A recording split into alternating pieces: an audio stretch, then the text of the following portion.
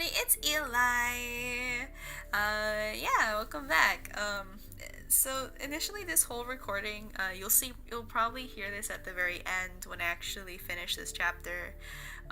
You'll hear me talk about how I did this all in one go. Yeah, I absolutely played and recorded chapter 2 in one go.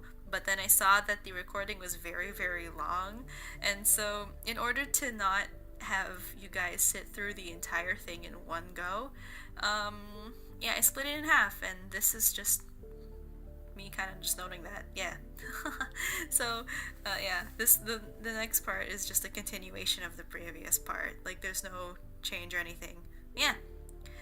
If it's been a while since you've seen chapter 2 part 1 or something, I don't know, maybe you took a day before you watched this part or whatever, I don't know, you have lives. Uh, Last we left off, we officially started the investigation of the most recent murder at Lunaris, and after doing a little bit of questioning, we find ourselves drawn to the graveyard at night, and that is where we continue. The graveyard looks so beautiful at night. Whoops. The graveyard looks so different at night. Beautiful, even. Fog twists and curls around my ankles as I walk, glimmering specks of vivid blue light sparkling in its haze. Thankfully, the darkness is a little more forgiving this evening, and something seems to be guiding me along, leading me right to the place where the murder happened. I'm hoping that I might be able to get a clearer idea of what transpired here that night. No.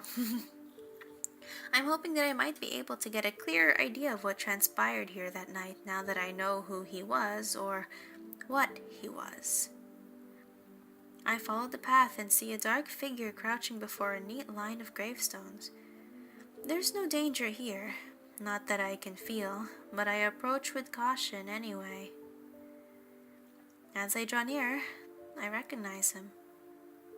It's Finn. I'm no fool. I know he senses me here. But he doesn't flinch, keeping his gaze fixed on the dark forest that surrounds us. I don't know what I want to do. It's like, do I do any of this? I kind of want to, but I also just kind of want to wait. I want to be like teasing. I want to sass him a little bit. I think about it real quick.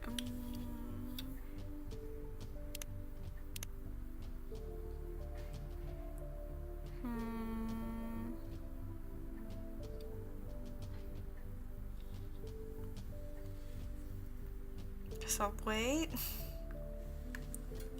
I stand in silence and observe him, noticing the defeated set of his broad shoulders. He already seems different here to the man I encountered the other night in Ezra's shop. More stoic. He takes a deep breath, one I know he doesn't need, and he turns slowly.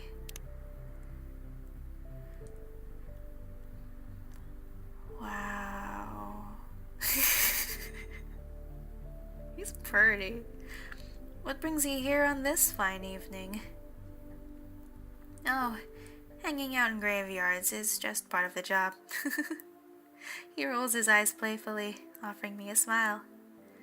Same. I mean, I relate to the people here a lot more than I do anyone else. I laugh, and he joins me, his expression softening a little. For someone who requires no sleep, he looks tired, defeated. Do you really need to spend your free time hanging around graveyards like the vampires in all of the storybooks? He gestures at the tombstones, shrugging. How else would I chat with my friends? He stares at me quite intently, smirk fading. The dull golden glow of his eyes is strangely comforting in the darkness, and they glisten as he cocks his head, seemingly trying to suss me out. You know, I find it soothing. It's so peaceful, and humans can be so very loud. Yeah. He pauses, looking up at the stars, and he smiles. It's nice. I look around us. The trees are swaying softly in the breeze, crickets chirping in the tall grass. Not another living soul apart from myself, and, well, he may not be living per se, but he's here. You're right. There is something peaceful about it. Curiosity shines in his gaze, and he's apparently impressed by my answer. How are you coping with all of this? It must be overwhelming, starting fresh in a strange place.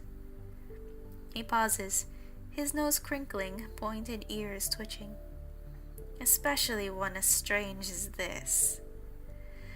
I grin, agreeing with him wholeheartedly. I'm slowly getting the hang of it, I think. You're doing just fine, Eli. Thank you.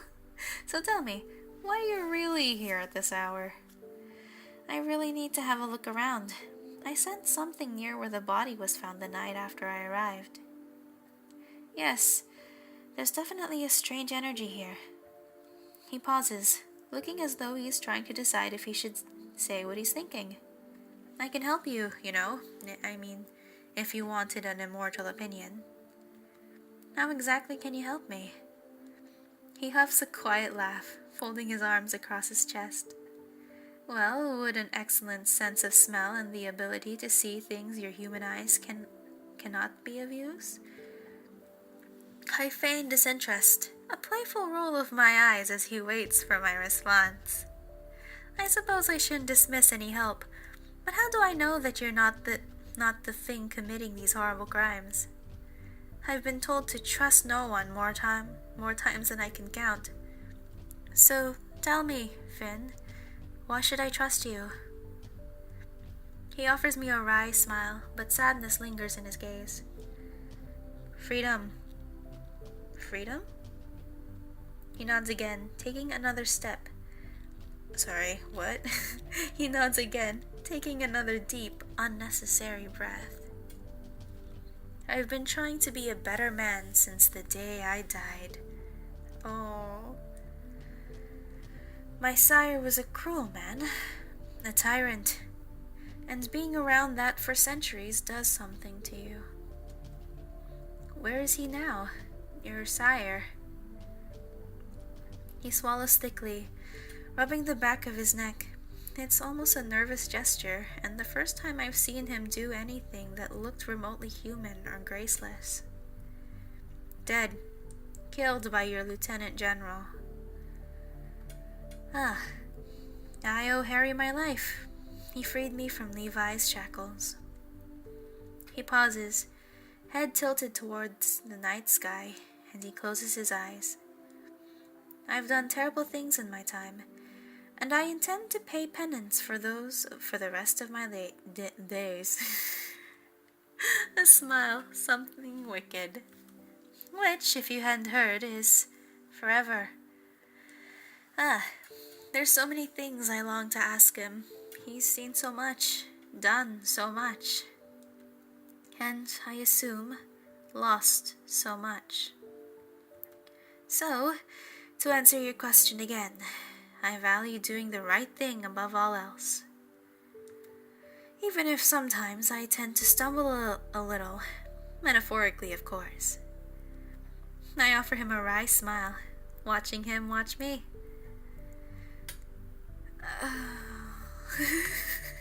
Let's go to page 3. Boop. I'm gonna run out of these. I'd be lying if I said I'm not curious to get to know him a little better. So, spending some time with you wouldn't be terrible, I suppose. He looks taken aback by my statement, but he recovers in record time, a smirk that I've come to learn is quintessentially Finn on his lips. A smirk that has my cheeks heating. You suppose, I step closer, his gaze burning into mine, and I feel a shiver roll down my spine, goose flesh prickling across my skin. He notices. Are you cold? Ooh, he's teasing me. So I decide to play along. Freezing. He laughs. The sound is warm, deep, one I could become quite fond of hearing. Unfortunately, I can't warm you up. I am quite dead, you know. I raise my brow at him, unable to stop the smile that spreads across my lips. Really, I didn't notice. The fangs and deathly pale skin are ever so subtle. Another laugh, and he pokes the point of one of his fangs with the tip of his tongue before he speaks. I find myself watching the movement quite intently. I don't think I've ever been called subtle before. Well, there's a first time for everything. He narrows his gaze, apparently contemplating his next sentence quite carefully. You're different, aren't you? I like different. Wow, what is that look on his face? Is he biting his lip? Okay. I clear my throat, snapping myself out of his little daze. I clear my throat, snapping myself out of this little daze I appeared to have lulled myself into. We should... He smiles, wider this time. His handsome bathed in moonlight, even more so than in the artificial light of the shop. It's distracting. He's apparently quite distracted himself, clearing his throat before he next speaks. Yes, we should. I brush past him, a little closer than necessary, another shiver overtaking me as I feel his cool skin against my own. I head for the crime scene, hyper aware of him following close behind, knowing his gaze is burning into me. We stop at the charred patch of grass, Finn bending to pick up one of the bloodied shards of the shattered gravestone. He brings it to his nose, glancing at me before he gives it a sniff. He crinkles his nose, apparently repulsed by whatever scent he's picked up. He hands me the stone, wiping his hands off on his trousers. I suggest you keep that.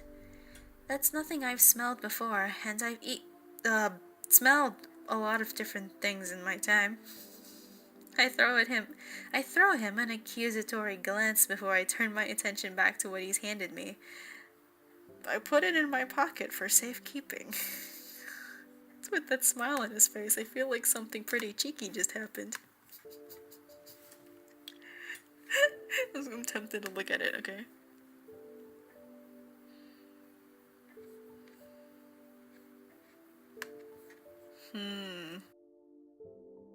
You can't pick up anything familiar at all? So it's not the victim's blood, then? He shakes his head. Definitely not his. It smells off. It's from a creature. If it's from a creature, it's certainly not one I've come across in my 600 years. Well, here goes nothing. I do exactly as I did last time, closing my eyes, concentrating, pouring all of my energy into seeking out that lingering memory. It's just as I remember. It's kind of spooky, actually. Painful, loud, and I almost can't bear it as a deep, scarred voice echoes in my mind. Scared, not scarred. It was a very scared voice. I don't know how voices could ever be scarred. Leave while you still can. I feel a force pushing at me, but it's weak. Nothing I can't handle, so I fight it and hold my ground. It's nothing hostile, but panic. It's not hostile, but panicked. It's trying to tell me to go, to get out, to run. That just makes me want to stay all the more. I hear Finn saying my name, but it's quiet, distant, almost as if I'm underwater. I want to help. Tell me how. Who did this to you? No help, just death. I feel like someone's whispering the exact words I'm reading right now. No help, just death. You can't stop them. I tried. I failed. The voice disappears, and all I'm left with are more questions. I open my eyes to find Finn crouched before me, his eyes wide, concern etched on his handsome face. Eli, are you okay? What the fuck was that? I wasn't listening, but I couldn't block it out. He was so loud. I exhale sharply, shaking my head, taking his hand as he offers it to help me stand. I fall against him and he catches me with fluid grace, holding me steady. It was the hunter. It must have been. What did you hear? He pauses, frowning, tightening his grip on me. Nothing coherent, just noise. But it was intense. That's never happened before. What do you mean? I mean, I feel things. I hear things sometimes too, but I've never directly spoken to a spirit like that before. At least that's what I think it was. I should go find August. He seems reluctant to let me go, a stitch in his brow as he looks at me. Are you sure you're okay? I nod, regretting it immediately as a wave of dizziness overtakes me. Whoa there, I've got you. You need to find Ezra. He can help you, trust me. He's good with weird shit like this.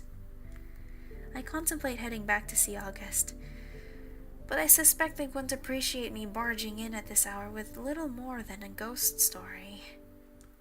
You're right. I'll head for his shop immediately.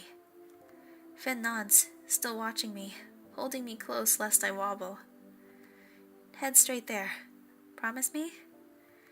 I place my hands on his chest, and Finn holds my arms as I try to steady myself. I will. Thank you, Finn. I chase his touch as we break apart, cool fingertips soothing against my skin. If you need me, don't hesitate to come. Ezra can tell you how to find me. I swallow thickly, nodding, trying to shake myself from this haze. Oops. I will. I swear it. He turns and heads for the forest, casting a final lingering glance at me over his shoulder before he disappears into the darkness. Now, I need to find Ezra, and fast. I hurry to the shop, still unsteady on my feet, my mind reeling. What the hell is going on in this town? I round the corner. Oh no. I round the corner and spot Ezra's lantern, but it's not lit. I didn't realize how late it had gotten, and I can only hope that he's home. I knock on the door and immediately hear a loud crash, followed by quick footsteps. Is he okay? Oh, it's Omen. The door creaks open slowly, and a sheepish face that's definitely not Ezra's appears. Hello. I'm taken aback by the sight of the demon, his eyes wide and wondrous as he stares at me, apparently trying to figure out what to say. Are you supposed to be in there, Omen? He holds the door a little tighter, knuckles bleeding white. Yes, I'm kind of living here right now. Oh, really? He smiles shyly, his ears twitching. Ezra took me in when I had nowhere else to go. I don't stay here all the time, just when I need to. Ah, I see. Well, is Ezra here? He shakes his head, opening the door a little more. No, he went out. He said he wouldn't be long, but I don't know exactly when he'll be back. Ah. His eyes widen a little more as if he's remembered something, mouth forming a little. Oh. Sorry, would you like to come in? I contemplate rushing off to continue my search for Ezra, but I would be stupid to miss a chance to find out a little more about this curious demon. I'd love to, but just for a moment. There's a neat little pile of cushions arranged on the rug in the middle of the shop, a handful of empty wrappers that I can only assume were once filled with treats. Omen rushes to pick the wrappers up, crunching them into a ball, his tail swaying as he sticks them in a small bin hidden behind the counter. He seems oddly at home here, so I assume he's telling the truth about staying here often. You seem very tired. Have you been busy today? I laugh quietly, rubbing my temple, my head continuing to thrum. Very busy, yes. He nods, picking up a lightly glowing blue crystal that sits on the countertop, fiddling with it nervously. What crashed? Omen, can I ask you a few questions, if that's okay with you? I suppose, yes, but I might not be able to answer much. Why's that? He flinches, grimacing. I try to stay out of things. The humans don't like me very much. Because you're a demon, right? His mouth twists into something that looks like it's trying and failing to be a smile. Yes, that. I suppose that's fair. It's not every day you see a demon with him, like him, walking down the street, even these days. He's well glamoured, but he's still obviously quite inhuman. In a town like this, one so small, I imagine he's quite an unnerving presence. What can I ask him about? Let's ask about himself? I don't know much about you, Omen. Where are you from? How long have you been here? His eyes widen, pupils dilating, and I see the slightest hint of crimson flickering in chestnut brown. I've been here about 2 years? Time passes differently here for me, so it's hard to know for sure. You'd have to ask Ezra. He will know. I don't miss the way he so tactfully ignored my question about his origins, but I decide not to press him. Yet. How did you meet Ezra? He lights up at that question, practically bouncing on the spot. Wow. I met him the day I arrived in Lunaris. He was the first person I saw, and he took me in without question. Same. Ezra's very kind, it would appear. He nods enthusiastically. He's quite wonderful. Everyone thinks so. Well? He fidgets, dropping his gaze into his hands, blackened fingers toying with the blue crystal again. The General, August, they don't like him very much, and that makes Ezra sad. Do you know why? He shakes his head, biting his lip. No, I didn't want to ask, but Finn says they've known each other a very long time. Do you know much about the recent murders?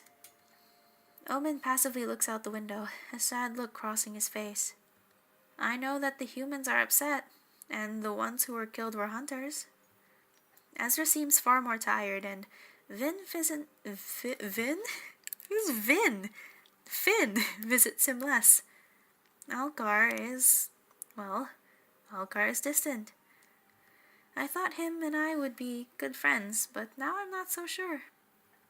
He sighs, a knot in his brow. Everything is different, and I don't like it. His eyes light up as he turns to look at me. But now you're here, so everything will be good again. You have so much faith in me, Omen. You have so much faith in me. His happiness is infectious, but I can't in good conscience lie to him. I hope so, Omen, but it might take a little while. Right, yes, I understand that. He fidgets where he stands, gaze falling into place where I know Ezra's living area Gaze falling to the place where I know Ezra's living area is situated. Can I show you something? Of course you can. One moment. He dashes through the curtain that separates the front of the shop with the back, reappearing within seconds, clutching a weathered notebook. Here, I keep notes on things I find interesting, mostly humans, but also Finn, Alcar, Ezra. He trails off, looking wistful. I thought maybe it could help you? If you need to know stuff about certain people, I might have something here. Oh.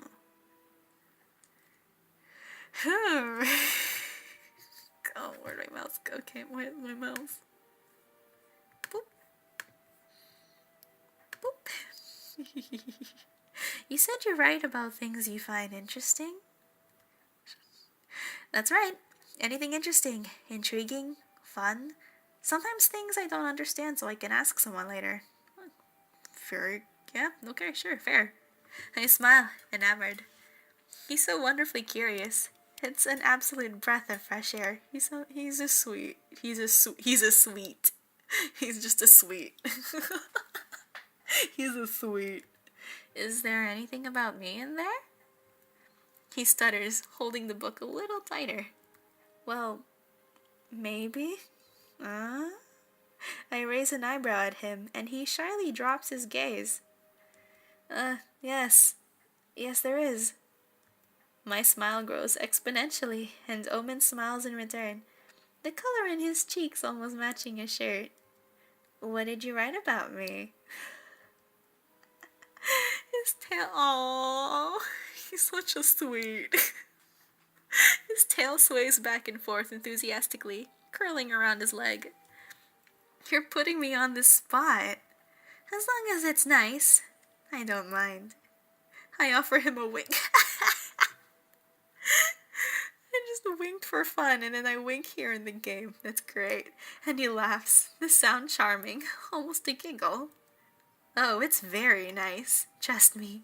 Oh, he's such a sweet. I sigh dramatically, watching him watch me. I have a feeling there'll be more notes in his book this evening.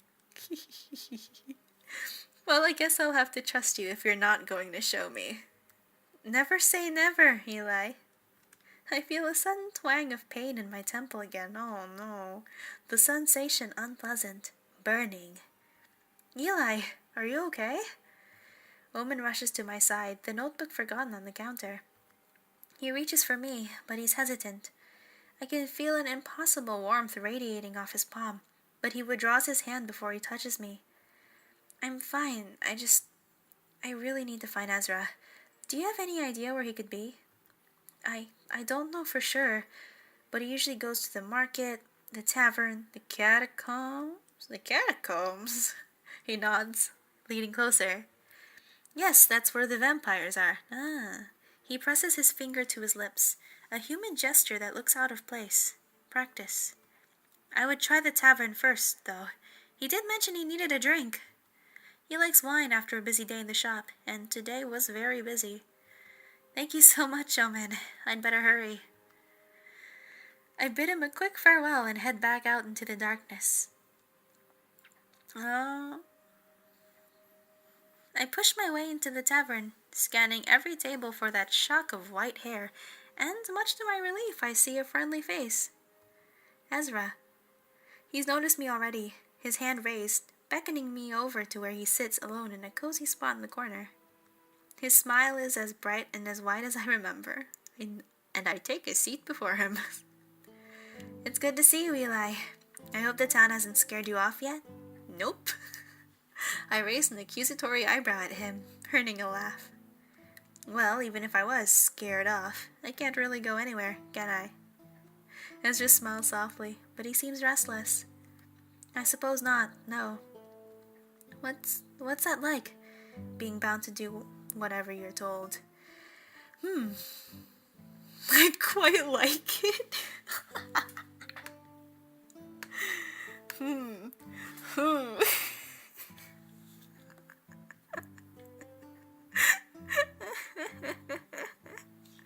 kind of curious to where that one will go. I actually don't mind it. I think I'm used to it now. It's really all I've ever known. Oh. Oh boy, where was I going with that? Where's I going with these thoughts? Ezra pursues his lips.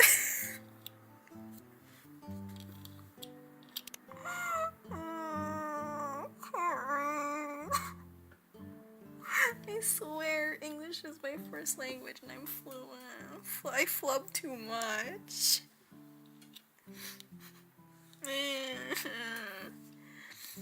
Ezra purses his lips, nodding slowly, but he doesn't seem convinced. I see. So you don't mind the traveling? The never staying in one place for too long? I mean, I like traveling.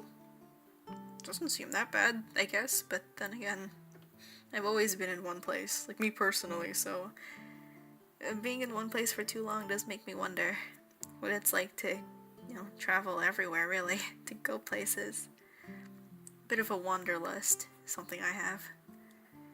I shake my head. I don't. I accepted that this is my life long ago. We don't have much choice. It's what we prepare for, what we train for. Isolation comes with the job. You can't get too attached because you'll inevitably be moving on. Aww. The thought of living such a life seems to upset him, and he looks almost wistful. I can't imagine. I left home at 18 and found myself here, and I've been lucky to settle and build a life. That's nice. I mean, like, you have, like, a life, I guess. I don't know. I mean, he seems like he found a place that he can call home for a while. It sounds nice. I don't think I could ever leave any of that behind. Yeah, I mean, I guess when you found a place that you're pretty content in, you don't really want to leave. He sighs loudly, toying with the stem of his wine glass. I admire you, I seem to be surrounded by people with resilience that I can only dream of having. I don't know you very well, Ezra, but I get the impression that you're resilient too. He smiles, a little coy, dark cheeks turning red. Maybe. Finn says that often, as does my mother. I guess it's hard to see it in yourself sometimes. It really is. I mean, if there's like a lot of people saying you're pretty resilient, then you probably are. I mean, there are a lot of people that don't think very highly of themselves, so being able to see positive things is very difficult. I know that from experience. The barmaid comes over and rolls her eyes, hand on her lip? Hand on her hip as she addresses me rather curtly. Drink? Should I be drinking? I'm supposed to be having a headache. And I'm like, maybe I'm supposed to be having a headache. And just drink like hard whiskey. Headache. I think I'll have what he's having. I like wine. I gesture at Ezra's half-empty wine glass, the dark liquid looking more than appealing. I'll have the same, please. I like dessert wine the most. It's pretty. I like slightly sweet drinks. I'm not really like a hard alcohol person. I don't drink that often, so like... Yeah, I don't drink that often, so I feel like, of course, I had something that's light. She turns and wanders off with yet another roll of her eyes, and Ezra poorly stifles a laugh. Don't take it personally. That's Edna. She's notoriously, short-tempered? Thank you, Edna. Edna grunts, turning on her heel and throwing me a dismissive wave on over her shoulder. Case in point. Are you okay? You seem tense. Well, I was actually looking for you. I need to tell you something, but promise me you won't think I'm crazy? You're talking to someone who lives in Lunaris. Try me. I take a deep breath and edge closer, checking no one else is listening. I visited the graveyard the day I left your shop to see the crime scene, and I tried to get a feel for what happened there that night. Ezra leads in, wise-eyed. Stop. Eyes wide. And? I didn't really get much then, other than an overwhelming sense of loss, which is, well, quite normal considering. But tonight I went back. Finn was there too, and I felt something different. Different? How, exactly? I huff a laugh, knowing how ridiculous the sounds. Where'd the S come from? Knowing how ridiculous this sounds, but in my line of work, I suppose it's normal. I heard him, Ezra, the hunter, the one who died. He spoke to me. Ezra's gaze darts around the tavern, and he sits back in his chair, running a hand through his hair. I know, it sounds incredibly ridiculous. He wipes the look of shock off his face quickly, putting himself to rights. His voice is low when he speaks next, barely a whisper. You're sure it was him? I nod. Positive. He told me to leave, that there was no hope. Ezra leans forward again, pushing his wine glass aside, placing his hand upon the table, his fingers twitching.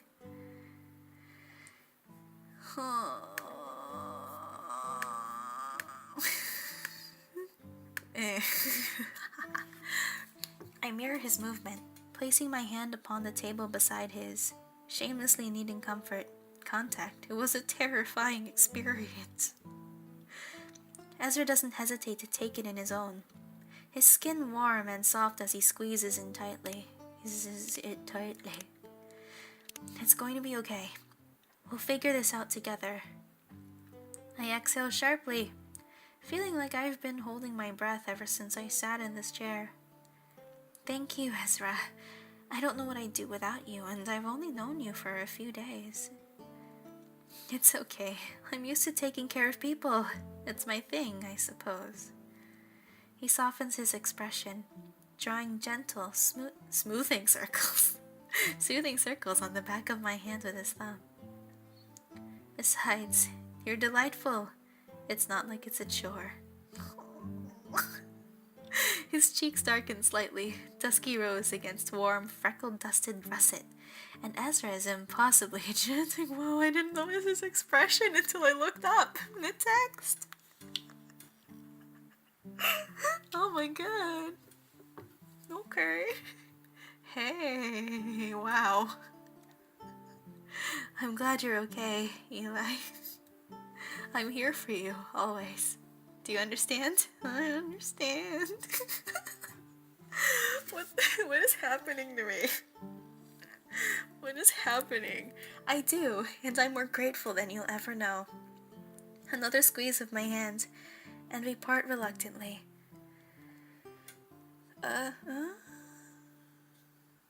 Wow.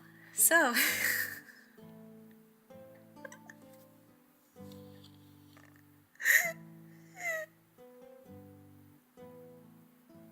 I don't know what's wrong with me.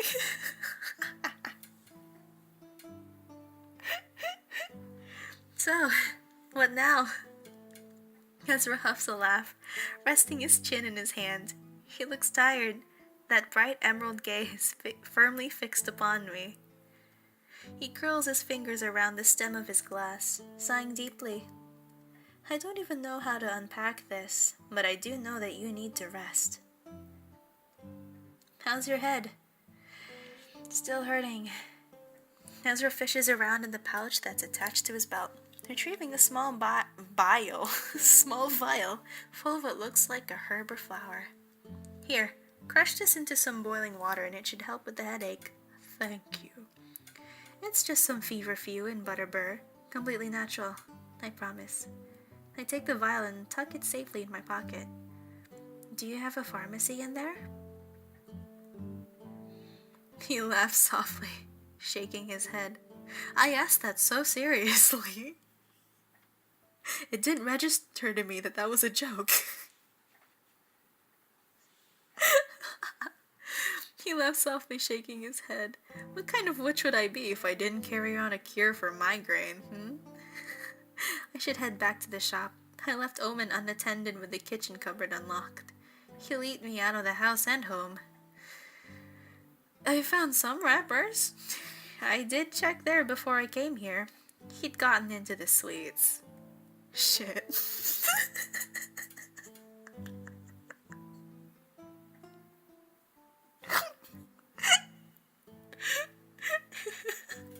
And that's definitely my cue to leave. Now, rest. Whatever you experience today will still have happened tomorrow. I know what you hunters are like. No matter how much of a bossy pants August is, your report can wait until morning. I smile up at him as he stands. I promise, I'm drained. I need my bed more than ever right now.